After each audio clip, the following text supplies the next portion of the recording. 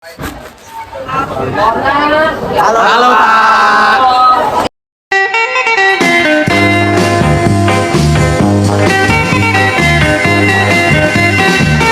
Hey, hey, hey, lover, you don't have to be a star. Hey, hey, hey, lover, I love you just the way you are. For love is just the same in a portrait of pain. Just give me true love and understanding. True love and understanding. Hey, hey, hey, lover. Bangsa Indonesia mengalami banyak sekali konflik. Salah satu konflik yang terjadi ialah perlawanan rakyat Tapanuli atau dikenal dengan Perang Batak yang terjadi di Tapanuli, Sumatera Utara.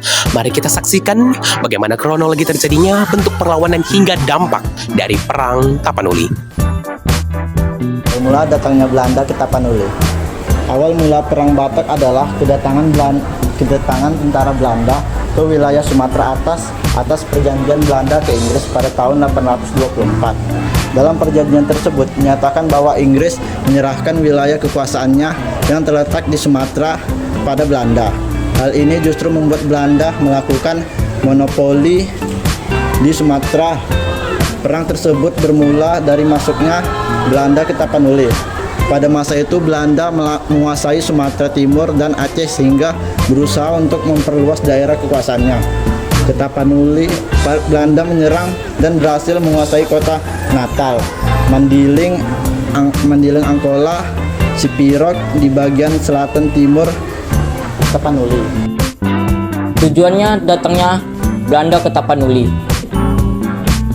Belanda memanggil suatu organisasi yang bertugas untuk menyebarkan agama Kristen demi kepentingan politik. Kesengajaan pihak Belanda untuk memicu konflik dengan kerajaan Batak dengan dahli untuk melindungi kepentingan misionaris. Belanda menempatkan pasukannya di Tarutung dengan tujuan untuk melindungi penyebar agama Kristen tergabung dalam gerakan Hizb Sending dengan tokoh penyebarnya Normansen atau orang Jerman. Adapun tujuan politik tersebut adalah untuk mengamankan modal asing yang tengah beroperasi di Hindia Belanda. Baru selanjutnya kita masuk ke latar belakang perlawanan Tapanuli. Perlawanan rakyat Tapanuli melawan Belanda disebabkan oleh agama Batak kuno atau Permalim yang dianut masyarakat terancam oleh kehadiran agama Kristen. Sisingamaraja sebagai Raja Batak menolak adanya upaya penyebaran agama Kristen yang dilakukan oleh misionaris Belanda di wilayah Batak. Kita masuk ke latar belakang perlawanan Tapanuli.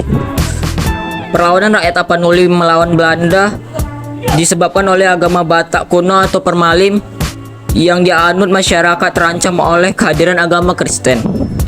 Sisingamaraja Batak menolak adanya upaya penyebaran agama Kristen yang dilakukan oleh misionaris Belanda di wilayah Batak. Hal tersebut dilakukan karena Sisingamaraja khawatir kepercayaan dan tradisi rakyat Batak akan terkikis oleh perkembangannya agama Kristen. Menanggapi tindakan pengusiran oleh Sisingamaraja, para misionaris menerima perlindungan dari pemerintah kolonial Belanda. Pada 6 Februari tahun 878, pasukan Belanda tiba di Pesraja atau Pendalaman Sumatera Utara dan bergabung dengan kaum misionaris Belanda. Kedatangan tentara Belanda di wilayah Batak telah memprovokasi Sisingamaraja sehingga ia mengumumkan perang pada 16 Februari pada tahun 1878 dengan melakukan penyerangan ke pos-pos Belanda yang ada di Bahal Batu. Apakah teman-teman tahu apa saja bentuk perlawanan yang dilakukan oleh rakyat Tapanuli terhadap Belanda?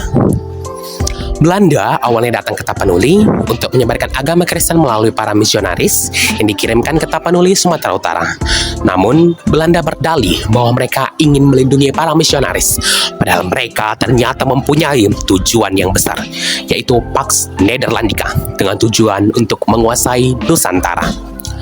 Lalu, setelah kedatangan Belanda, Sisingamaraja ke-12 memimpin rakyat Tapanuli untuk melakukan perlawanan hingga akhirnya pada 16 Februari 1878. Di bawah pimpinan Sisingamaraja ke-12, rakyat Tapanuli melakukan perlawanan.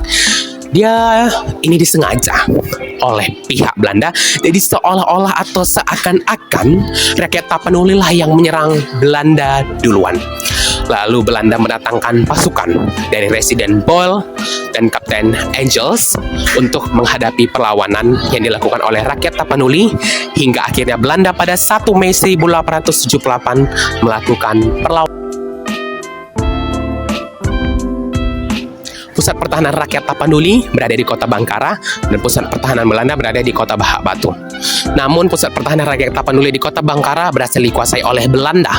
Namun Sisingamaraja ke-12 beserta pasukannya berhasil melarikan diri. Tapi sayangnya Raja Batak ditangkap dan dipaksa untuk bersumpah setia kepada Belanda. Dan kota Bangkara menjadi salah satu kota yang jatuh ke tangan Belanda. Namun Sisingamaraja ke-12 tidak pantang menyerah dan ia pun terus melakukan perlawanan kepada Belanda. Tapi sayangnya secara terus-menerus Sisingamaraja ke-12 kalah dan kota-kota seperti Lobu Siregar, Nagasaribu dan Huta Kijang berhasil dikuasai oleh Belanda. Hingga akhirnya Sisingamaraja ke-12 memikirkan cara lain untuk memenangkan perlawanan dengan cara meminta bantuan kepada rakyat Aceh. Setelah didatangkan rakyat Aceh, Sisingamaraja ke-12 dan beserta rakyat Acehnya melakukan perlawanan. Namun mereka tetap kalah di bawah pimpinan J.A. Visser. Lalu pada tahun 1904, pasukan Belanda meminta bantuan di bawah pimpinan Mayor Van Dalel dari Aceh dan meminta pasukan bantuan dari Medan. Lalu bagaimana akhir perlawanan rakyat Tapanuli terhadap Belanda? Apakah mereka akan tetap menang? Apakah mereka kalah? Atau kejadian lainnya? Akhir perlawanan Tapanuli. Pada tahun 1907, pasukan Marsose di bawah pimpinan Kapten Hans Christoffel berhasil menangkap Boru Sagala, istri dari Sisingamangaraja 12, serta 2 orang anaknya.